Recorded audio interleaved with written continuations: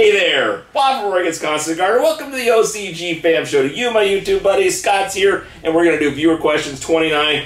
We got a lot of great questions here, Scott. I'm sure you're excited. Let's get into it. Let's do it. Andrew Willoughby, 2370. What is the natural pH of the soil? I bought some. He bought some of the soil. Well, what's the pH of the soil? And it's 7. Or 7.5 or 6.6 or 6.8 or what 7, are the factors? Storage, wrapping, moisture content, rain. If they store it outside and it gets soaked, it activates the limestone. That makes the pH higher. If it's super bone dry, it's going to register a little bit lower because nothing's been activated.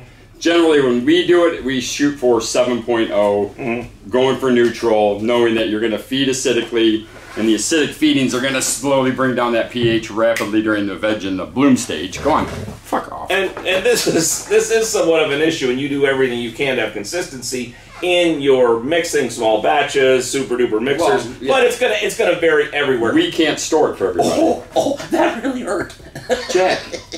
Yeah. So once it goes to distribution, once it goes to the store, it's out of our hands. When it leaves here, the number is 7. Yeah. When it goes away, we can't dictate how stores handle our product, and unfortunately they don't all handle it the same. If you see pallets wrapped, it's going to change the composition of the soil as it was being made. It's totally different because it's being choked out, there's no oxygen, there's no airflow, the moisture content could be through the roof.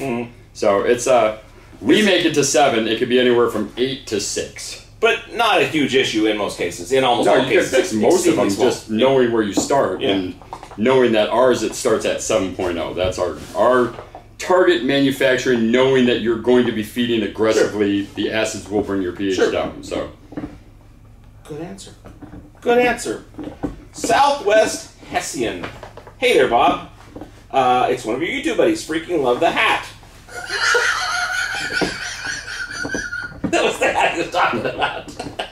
You must be a skater. All right. I just finished my first Nectar for the Gods Grow. Well, I got the sample kit 2 weeks into bloom. How do I keep my next harvest from tasting harsh?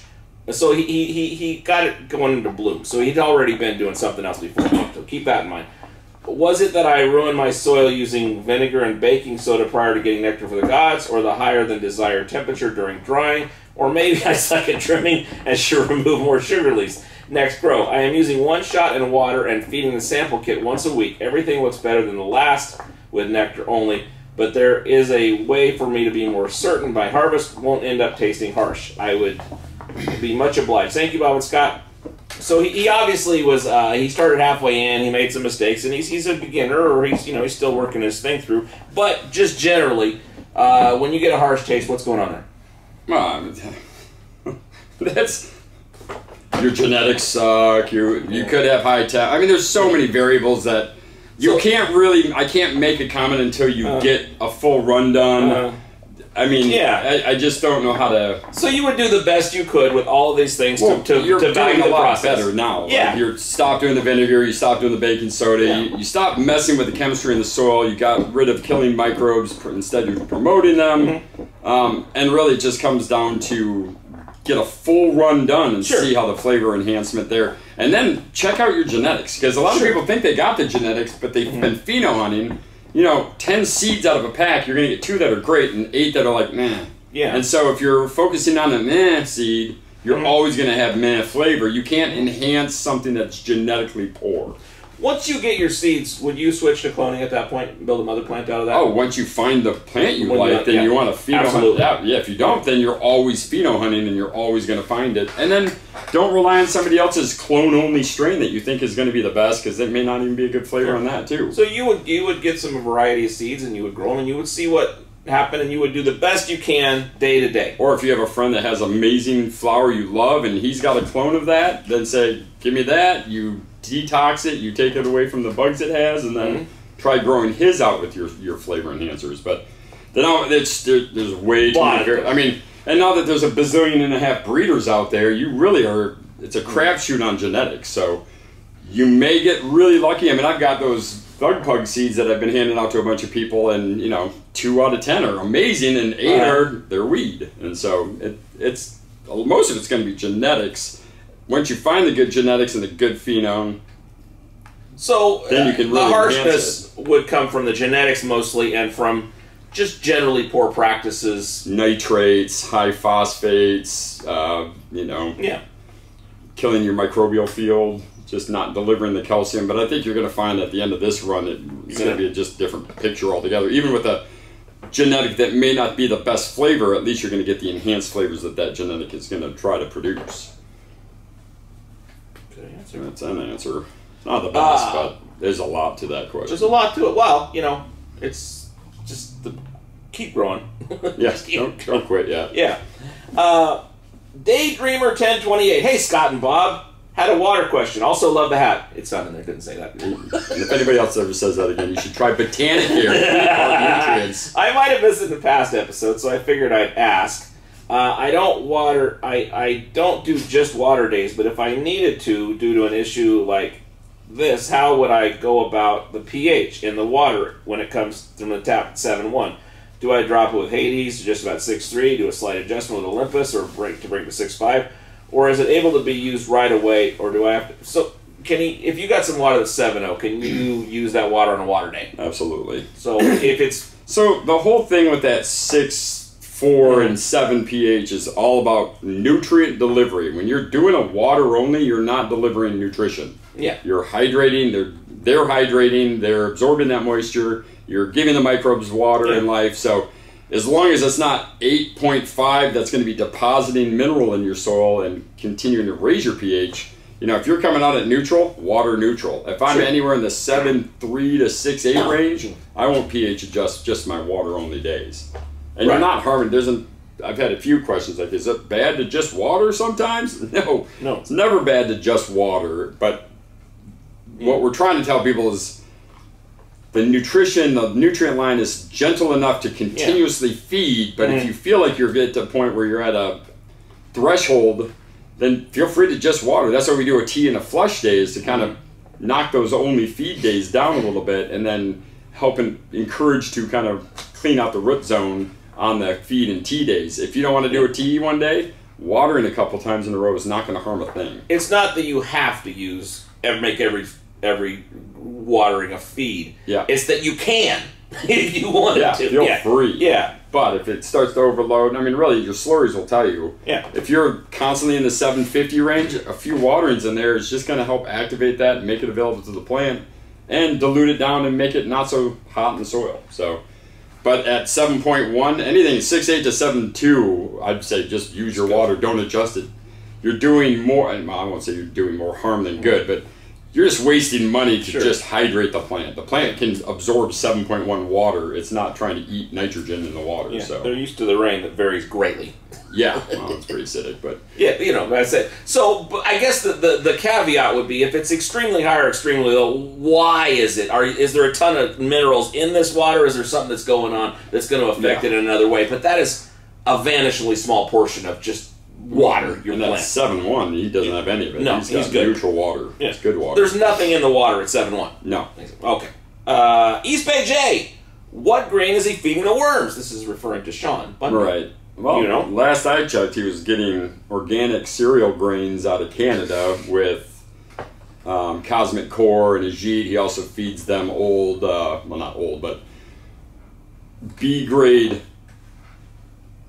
crops like pumpkins, things that didn't get picked for the carvings, and squashes and stuff, and he throws those in there as a food source for the worms and a nesting spot. So you should email him.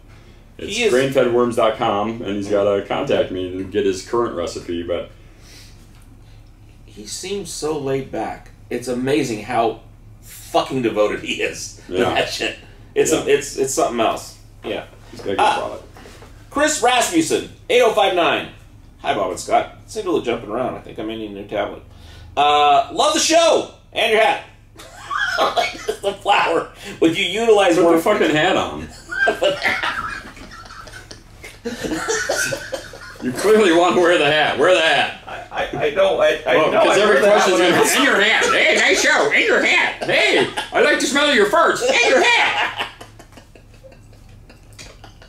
See, I feel silly wearing it now. I hope so. That's why I like this hat, is because you can I feel like it should have like sleepy or dopey or goofy. Well, you can put this in your pocket if you start feeling dumb about wearing it. That's why I like this hat. You do that with this one. I will wear it for 2 questions. And we won't ask about the hat in those 2 questions, but it'll come back. I won't mention the hat again. I won't mention the hat again. I was just messing with you because you were messing with me. I just asked you about your hat when you walked in. You made fun of my hat. I just asked you. Doesn't he look like he should be skating a half pipe somewhere under the skate park in the bridge? Or surfing? Are you a skimboarder or are you more of like a tube rider? I am not an athlete in any way. Don't even like watching them. No. I don't even like sports anymore. I don't know. Just went away. Just left me. I don't think you kept up. I didn't keep up, no. Well, also, when I bought this truck and I got in there, and it's got a canopy on it. I hate trucks with canopies, and it's like all, and I get in there like invisible to the world, just driving along, don't care how fast I'm going, don't care about traffic. Hey, nice hat! And I was like, oh, I'm old. I am old. I don't care. Yeah, the folks have left the field. Where was I at? Rasmussen? How late? Okay, this is the one. How late in flower would you utilize worm castings as a top dressing? What is the application rate if you have a medium gum deposit and 1/2 C worm castings? Is 1/2 a cup. 1/2 a cup of worm castings per 5-gallon pot topped. 48 cups of number 4 soil, a good start. Yeah, that's a great start. And the worm casting piece comes down to what's the worm castings and what's their food source. If it's a high nitrogen manure food source, then I wouldn't go put that much on past week 4 because you're going to be adding in a lot of nitrogen, protein, and and soluble nitrates from the castings themselves. So if it's like grain-fed stuff, I mean, week 5, week 6, you'd be fine, but you're getting to a point where it's just getting late. But 1/2 cup per 4 cups of soil as a top dress on top of the gum would be perfect. I mean, that's a great rate. And are you, if you're going to reuse your soil, will that make any difference? Where you might put some at the end to kind of get your soil ready for next time around, or not so much? I wouldn't in the last 10 days because you're going to release a whole bunch of flavors or nutrients that could tweak the flavors at the very end. So now you really do, you want, once you've chopped, then feel free to go ahead and top dress, put more fresh soil, and then start turning it because it'll start breaking everything down faster. But you certainly don't want to, there is nutrients to this, and you don't want to do that when you're trying to fall it out. Yeah, it's very minute, but it's enough to me that nitrogen is the key. I mean, worm castings historically will have nitrogen in them, and that would be my biggest concern for flavor. Okay. It'll green stuff up. At the end of you won't go through fall either. I mean, you won't get a lot of fade if you do that. Is this the same question again here? Looks like you doubled it up there. Yeah, I think he may have asked it. No, you doubled up the next one too. Timothy 241, or is that 2 questions? Well, see there. Yeah, well, see that's the thing with here. Sometimes they put the question on 2 different videos. Gotcha. So we'll skip that one, and then Timothy Demas 241. Got a 5-year-old compost pile. I've got a 5-year-old compost pile I've been considering using to make tea. I don't use this stuff indoors, as when it's going in the warm weather, it has flies and other insects doing their thing, along with the worms. Should I have this dirt, kitchen scraps, added humics, leaves, grass clippings, coffee grounds, etc. mixture taste prior to adding? When alive, the pile is very sweet smelling. I guess he's asking, should he use his own compost? It seems risky. For indoor, I highly recommend not. Yeah. But outdoor, absolutely. As long as it's being turned regularly, it has a humic-rich structure. If it's still got kitchen scraps and things in it, it's not fully broken down, and you could be breeding more problems than you are benefiting. And with outdoor personal compost, aeration is, you want to do an aerated compost tea. That's very important because just the wildlife in your neighborhood, the wildlife, your pets, their feces, their urine, their product can create an E. coli breakout. They can create issues if you aren't turning your compost or aerating it correctly. So if you choose to use your compost as a compost tea outdoors, then make sure it's aerated really well. And if you're just using the compost as a soil structure enhancement than just top dress with it or turn it in, till it in to the top inch or so or 2 inches of soil to kind of incorporate that organic matter into the actual potting zone. I think we're going to switch here to my... Oh, because that thing's moving too much? Yeah, it's just going all over the place. I think it's done. Okay, so let me ask you this. Have you seen these people that use the buckets? They just put the stuff in a bucket so it's all separate, then they let it sit in that bucket for years. What? And, the compost. Yeah. With the soil and stuff. Is that a better solution than having a giant pile? Compost, because that's like this much, and it's not even... Well, is it better, I mean, would it be better to make a pile for this year and a pile for next year so that you can know that that's 3-year-old, or does that not really matter because the animals are crawling all over? You need to turn it. So if you're not going out there minimally once a week and taking this pile and putting it on that pile and then adding organic matter to it to keep the composting process going... Sure. Doesn't matter. No, just stagnant piles are anaerobic piles, and you shouldn't use that at all unless you're aerating it and turning it and agitating to get the beneficial bacteria in there to do the breakdown. Anaerobic bacteria are the bad ones, and they, not all of them, but many of them can be very bad. They like E. coli, and they make you sick if you just use very dank, wet compost. So, yeah, there's like, I mean, you could go for years on compost conversations. I mean, there's entire... Yeah, it's a whole thing. Yeah, it's a huge thing, and it's an important thing because poor compost, it's not always better. I mean, you want to make sure that if you're doing compost, which I'm a huge proponent of, but do it correctly because it's far more damning and harmful to not do good compost. So, if you're not prepared to dive into that and really make a practice of it, should you just get some worm castings and make sure... Yeah, and there's a lot of good compost companies that do better. Yeah. Like the Seacoast, they make a great compost with all these things, but they windrow them, so they got these giant piles and they turn them every other day. So every day, everything that's hot doesn't overcook, it flips over, cools down, and reheats up with all the bacteria, but it keeps the oxygen flowing through the pile so nothing becomes anaerobic. Okay, good answer. Timothy DeMoss again. I use paper strips to test pH. Did a 1-to-1 soak with my soil and found that dipping my strip in a very dark slurry led to an inconclusive result. So I ran it through a coffee filter to get the water to drip out. Will this give an accurate result? So the strips are pretty good for testing your mixture, but not so good for testing your soil slurry because the soil's brown. Well, and even our mixture with Zeus will make it... Zeus is so black, it'll stain those. No, that's fine to do. That'll give you... Because when we're doing the slurry test to find out the pH, we're not looking... I mean, it'd be great to have the definitive exact number, but that isn't real. Because if I bring 25 of my meters over to your house, we're going to have 22 different readings. So it's more of a reference, it's a guide, it's to really see the snapshot of time of where it is. To get just that solution out of there to get the cleaner test is still giving you a really good reference of what's happening in there, so you're not doing it wrong by any means. Ears are getting hot. Okay, good answer. Good answer. I also felt dumb wearing it. Papa Bear's Pepper Channel. Papa Bear. Oh, Papa Bear. Yeah, what is the optimal foliar time? Just before or just after light? So, as Scott and I discussed, a foliar I've been using for the peppers may be a good topic. I know foliar gets hit often, but it seems to be pretty dialed using Poseidonzyme, Athena's, Pegasus, and Gaia. Of course, it's lights out for at least an hour, even if the lights have been on. I often see the results immediately.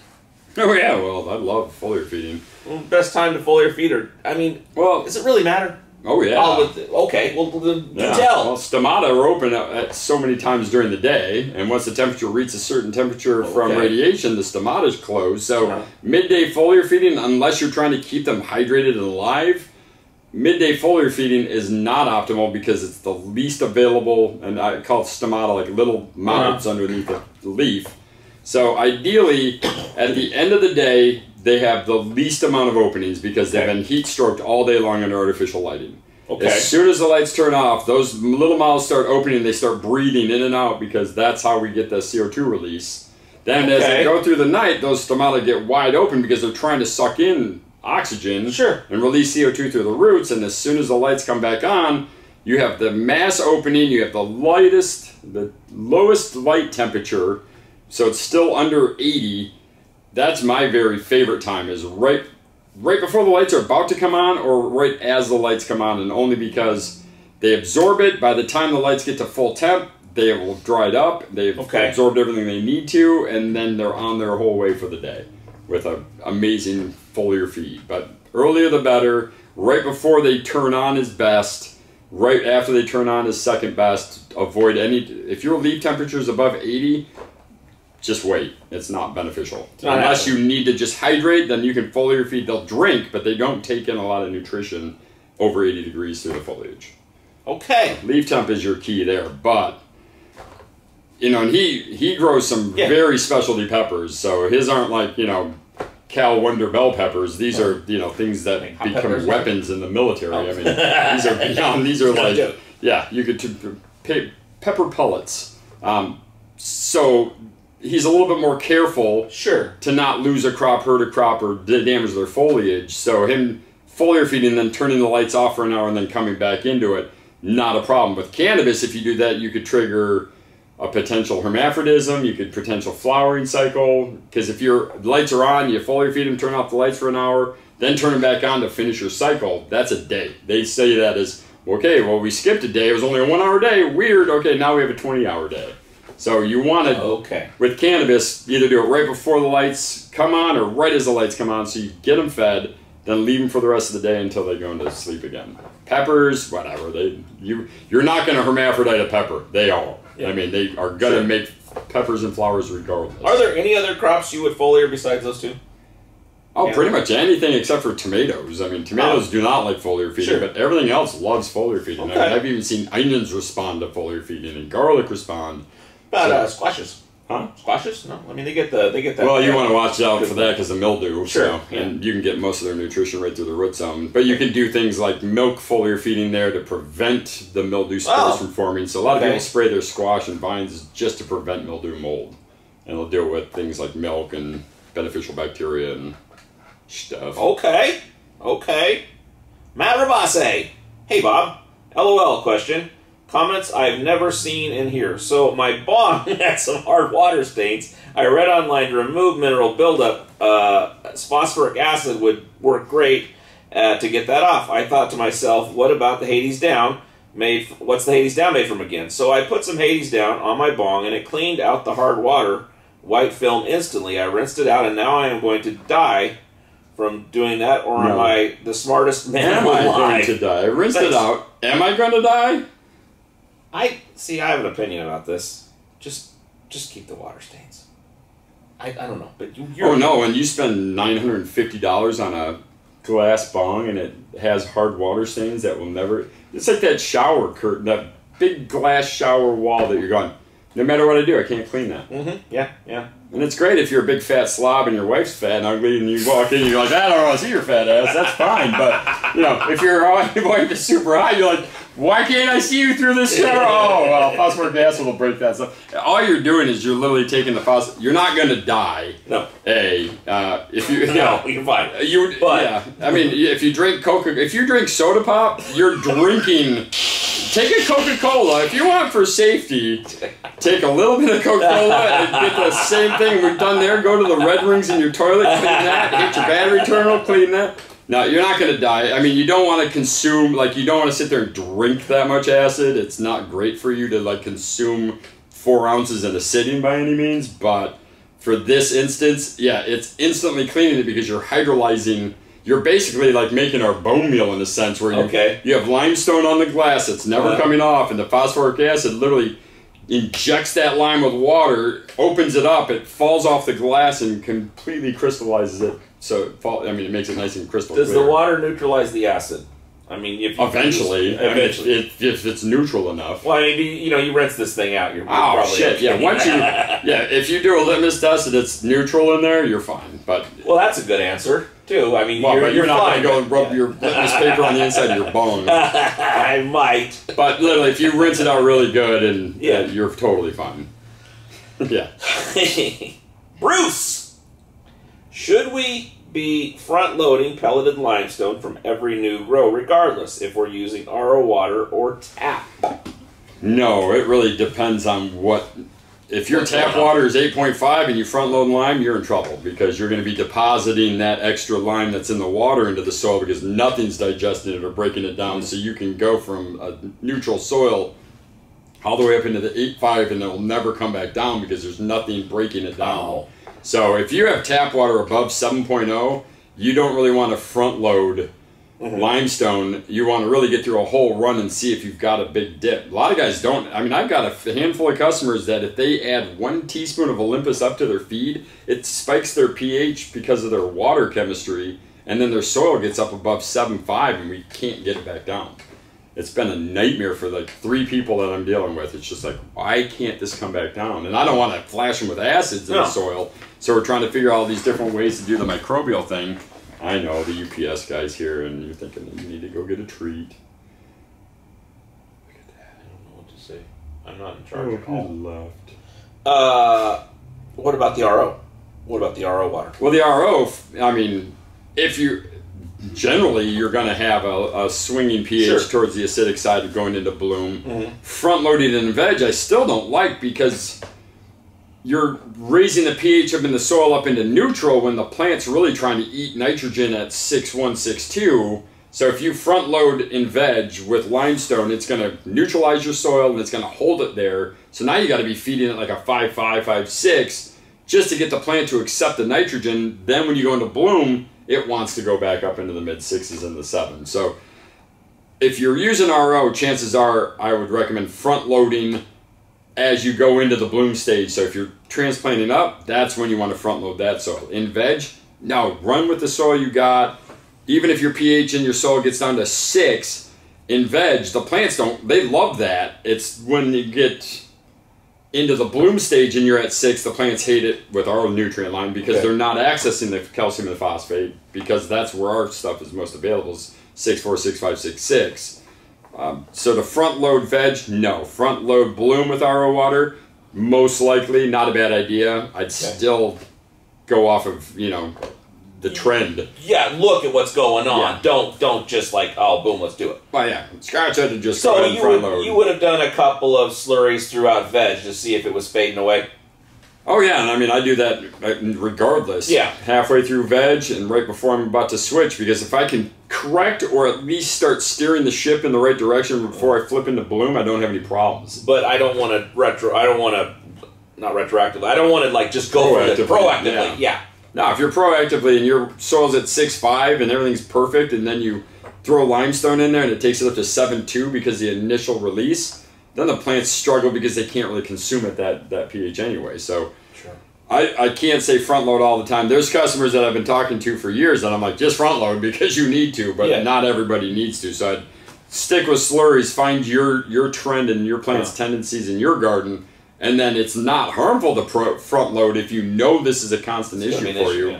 Always front load if that's the case. But if you have never had this issue, like a lot of people want to run out by Chimera in the Midwest, where their water is filtered through limestone. So it's like you don't ever need the Chimera. I would love to say, hey, everybody go out and buy the Chimera, but a lot of people don't need Chimera if their water is going to make it worse, not better. Yeah. Okay. All right. East Bay J. Hey, fellas. Is it best practice to let the chlorine in tap water evaporate before mixing in my tea ingredients? Or can I use a few drops of dechlorinator and get the show on the road? Does it make a big difference? Is evaporating chlorine better than chemically removing chlorine? Thanks, guys. Love the show.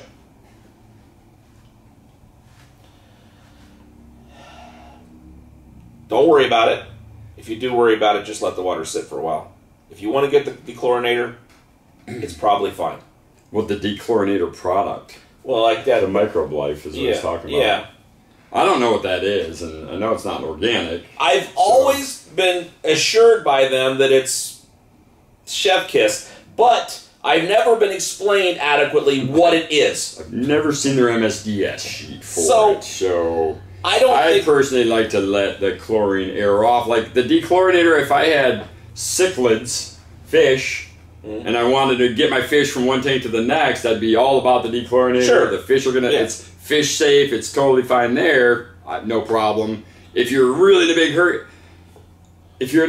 hurry, and you need to get a tea going, then sure. But if you've got time and you can have a little reservoir of water that's dechlorinating by just natural gas off, I prefer that method myself. Nothing is without risk. Yeah. Going down to the mailbox is a risk. You may get hit by a car. So if you don't have to go to the mailbox, maybe you shouldn't go to the mailbox. But you need to go to the mailbox. So I wouldn't use the dechlorinator if I didn't have to. Although I have no reason to think that it's unsafe. No.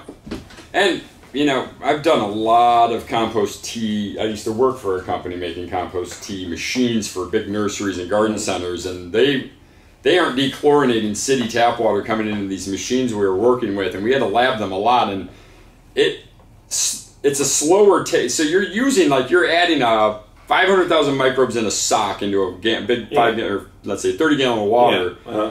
And even though there's a little bit of chlorine in there from the tap water, those 500 bacteria might reduce all the way down to 100,000, but that's all the chlorine could kill, because that's all the chlorine that was in the water. So eventually those 100,000 bacteria will become 30 million again, just in time. So what would have taken 24 hours before with a clean water source and a microbe and food source like molasses, it might take 72 hours to get the same population by not dechlorinating. Unless you like walk in your bathroom, turn on your sink, and your eyes burn from chlorine, then you've got too much chlorine, period, and you should probably use a whole different water source for your microbes. If you're making coffee with your tap water, you can probably water your plants. I wouldn't say that, because my neighbor, and you don't have cancer, then sure. But if you have cancer and drink tap water in your coffee... If your grandma's making coffee from your tap water... If your friend takes a sip of your coffee and spits it out because it tastes like ass, then I probably wouldn't use that. Okay! I wonder how many of these questions actually help people if they just sit there and go, I'm just confused now. I know what less. Did they say? Well, yeah, the guys like, we're all now dumber for hearing Billy that. Madison, yes. We are all dumber for I'm waiting for that meme to come out with our shit. Our faces now have all become dumber from just being in your presence.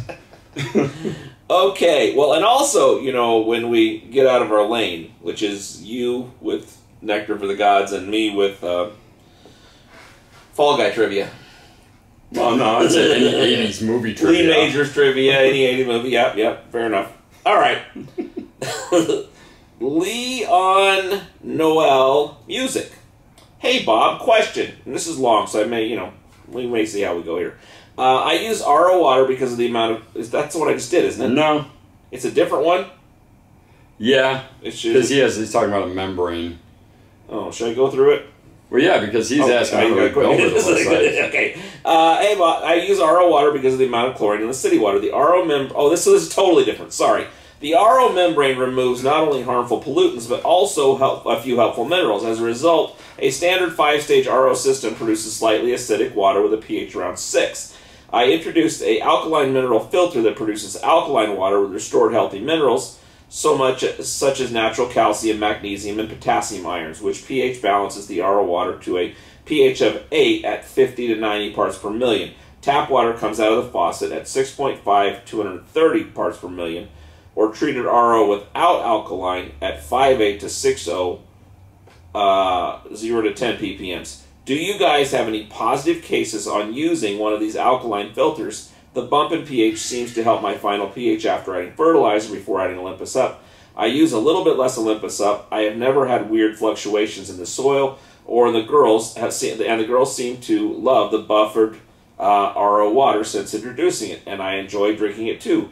Any thoughts? So my only concern out of all of that is, so he's got a 5-stage, so it's, pre-filter, sediment filter, a membrane, then he's got a double cartridge that's going to put in a calcite, calcium carbonate, and I would imagine the potassium and magnesium oxide carbonates that are in this 5th filter. Which is fine and dandy. My only concern is the magnesium. I would find out what the magnesium source is in the alkalinity chamber. A lot of them are going to be magnesium oxide. Okay. Which is fine. Okay. It works. It builds the alkalinity, but it raises the pH up really fast, and eventually it starts depositing excess magnesium, too much. And so a lot of folks will take the magnesium portion and the potassium oxide portion of that filtration system out and add in another calcite filter or a calcium carbonate filter. So then you're getting a calcium load, which will rebuild your water, rebuild your alkalinity, get everything you're talking about here. The downfall is then you're not getting magnesium as a drinking water source, and which is you're probably enjoying that because we need magnesium as humans, and that's why they add those magnesium and potassium oxide filters into these systems is for the human consumption, not the plant consumption. And we had just talked to a water guy back in the Midwest who's building a filter for one of my bigger farms, and we were discussing the same exact thing almost, but on a much larger scale. And so we've gotten him to remove the magnesium oxide portion of that canister and add in a secondary calcium carbonate. And the plants are just thriving from that. So if you can't get rid of the magnesium potassium oxide canister, you're almost better off with a lot of limestone in your soil and using that 6.0 RO water, because that's just naked, pure. It will rebuild the calcite into the RO water by extracting it from the potting soil with the calcite you add, or the limestone you're adding into the soil. So if your plants aren't showing any issues, my biggest fear would be if you start tasting the snap, crackle, pop in your flower, if your bowls just keep burning and they won't go out, or you start getting a really harsh, bitter taste to the fruit, it's the magnesium that's overloading that plant, and they're producing that flavor from the magnesium oxide. If you're not having any issues, you love the flavor, your plants are doing what you're saying it's doing, then I just keep running what you're running. You're not doing anything wrong. Your plants love magnesium oxide. You're building the alkalinity. You're not chasing low pH. So I'd say stick with what you know. But if you ever start noticing bad taste, bad flavors, or flour that won't stop burning, remove the magnesium component and you'll be fine. So I won't so much see the over magnesium in my grow stage. I'll see it in my flower at the end. Well, and you can see it if it starts. If you recycle soil, you'll definitely see it after the second or third round. You're going to notice magnesium toxicity, because that magnesium, the plants want so much, but they're going to leave behind the most of it, and that's going to build up over time, and you're going to end up with a lot of magnesium oxide in your soil. Drop the bag, it catches on fire. You probably got a little too much. Yeah, that should probably quit. Okay. Is this a similar question or a totally different one? Or did you look at it? Which one? This is also from Leon Noel Music, and it's about the. We'll just start. And you tell me. Hey, Bob and Scott, aka the Beard, aka the Big Kahuna, Bob's fault. Thank you for everything y'all do. Been with Nectar of the Gods for 3 years now, and the garden is the best it's ever been. Enjoying the Roman regimen. The size, the vigor, and depth of flavor has been off the charts. I'm running out of space, and I need better filtration for the smells. 10s across the board. Easy, earliest and gentlest line I've ever used. Start with rapid. Is this a question? Extra feet down there. No, this is just a thought. This is just a thought. We're gonna move on. Yeah? No?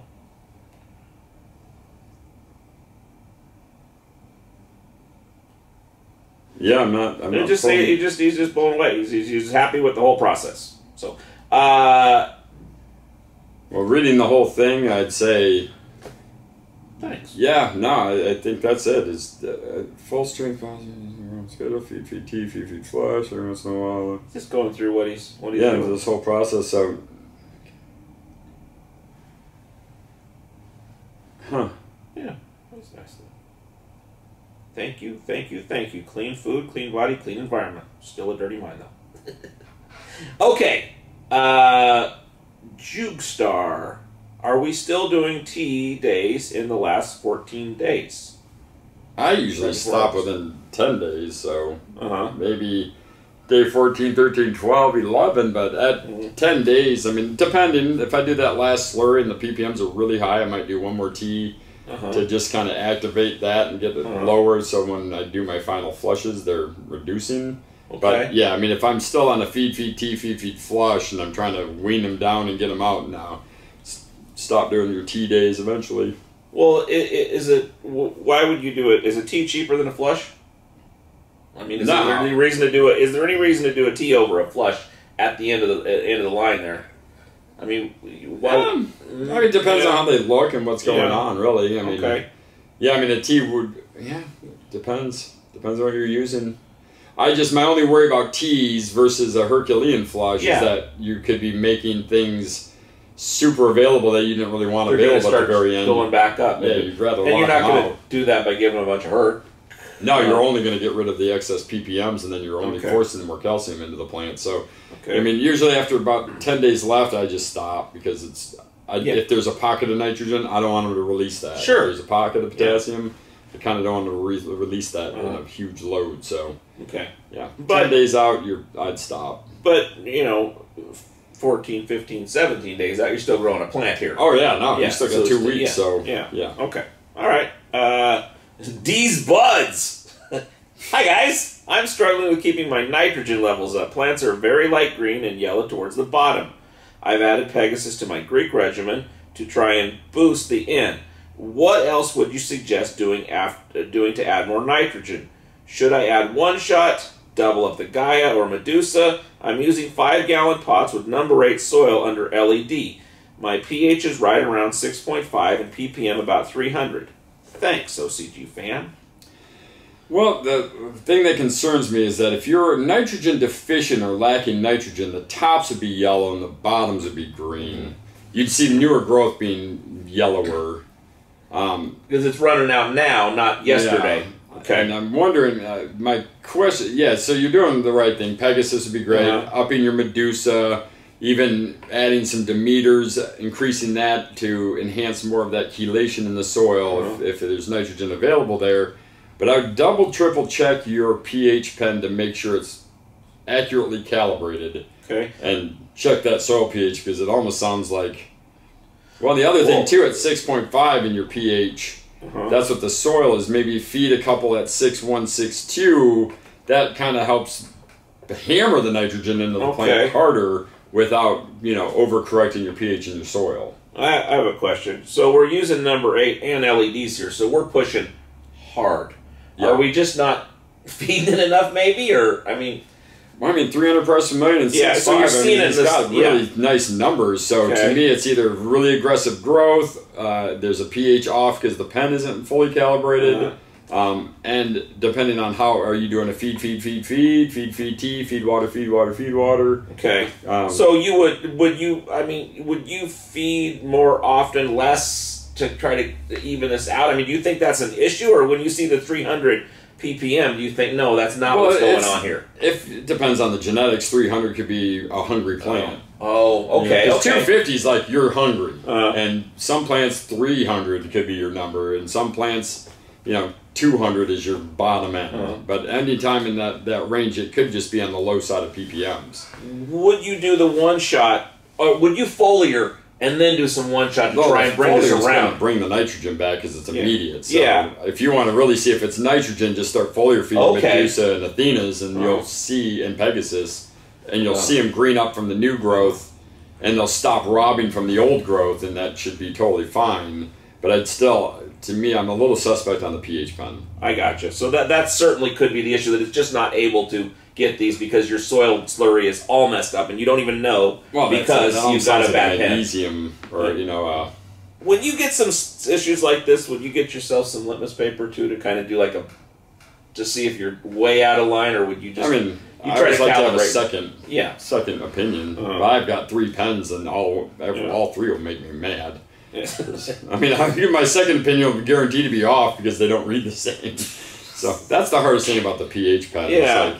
It's a reference. None of them are scientific. They all say they are, but it's not so accurate. It's more of a reference and a guide. So if your 6.3 is my 6.5, then that's just what it is. When you're just as a side note, when you're doing number 8 so you can drain more, so you can feed more, and you're doing LEDs because you want to push these plants harder. Yeah. When you're doing that sort of thing, would you get some one shot in there as a preemptive thing at the start of this thing? It wouldn't hurt. Yeah. And your one shot's not going to flush out of this number 8, is it? Or, no. It's going to hold. Like constant rain might make it wash out, but a watering every other day won't do anything to it. Do you see deficiencies? Tell me these dumb questions. Do you see deficiency more when you're pushing harder like this with the the draining soil and the LEDs and that sort of thing. Does that lead to deficiencies or not so much? No, it's just, I think it's the amount of food that you're giving them. That's the only thing that creates it. Because unless you're watering every time to where you get 70% runoff out of the bottom, then you're depleting it yourself, and that's just a waste of everything. Sure. But yeah, if you're watering to 50% runoff every single time you water, your soil will be depleted fast. If you're doing more of a feed tea where you're just saturating with no runoff, and then in the third or fourth one you actually feed to some runoff, that's ideal. Okay. Would I see runoff almost always when I'm doing... I'd see more runoff with 8 than I would before. Yeah, significantly if more. you put the exact same volume in. Same volume, okay. Yeah. Artemis 48. Do you add megaphos every feeding? No. Do you add megaphos any feeding? No feedings. I mean, if you, do it on a tea day, but you really only need a couple applications. I'm sure they say like every week, but just don't overdo them. No. I mean, and megaphos, they're spore forms, so they sit there in spores until you hydrate them, so they become active when they get wet and get in the root zone, and you don't need to apply it. And they're persistent. Twice a month. They grow, they do their thing. Yeah. So I wouldn't over apply it. There's no need. It's a waste of money. It doesn't hurt anything, but it's just your dollars. Yeah. But you only really need it. I mean, very much like if you're using Apollo and Pluto, and you do Pluto and flowering twice, then you could do this twice. Yeah.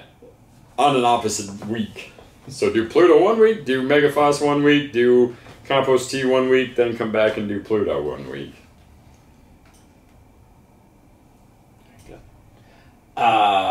Dogs Days Gardens 14. Now this is in regard to, we talked about doing slurry tests in a autoflower, and you said, you know, you're not going to mess up the roots, and he says if you disturb the root zone on most autos, even at all, they will trigger. Have you I don't grow a whole lot of autos, so I got you. So that could be a concern. 5 rounds of autos, and I've only had 1 hermaphrodite, but I also looked at the breeder and went, yeah, this might be from the parent. This makes sense now. Yes, but no, I mean, for the guys who only do autos and are auto guys, I would imagine because they are a little bit finickier, and they're a start to finish no matter what plant. I would imagine some of the genetics are probably more fragile or more sensitive than others. So that certainly could be the case in some circumstances. Yep. So go out and buy the probe and hope you don't damage roots. The probe.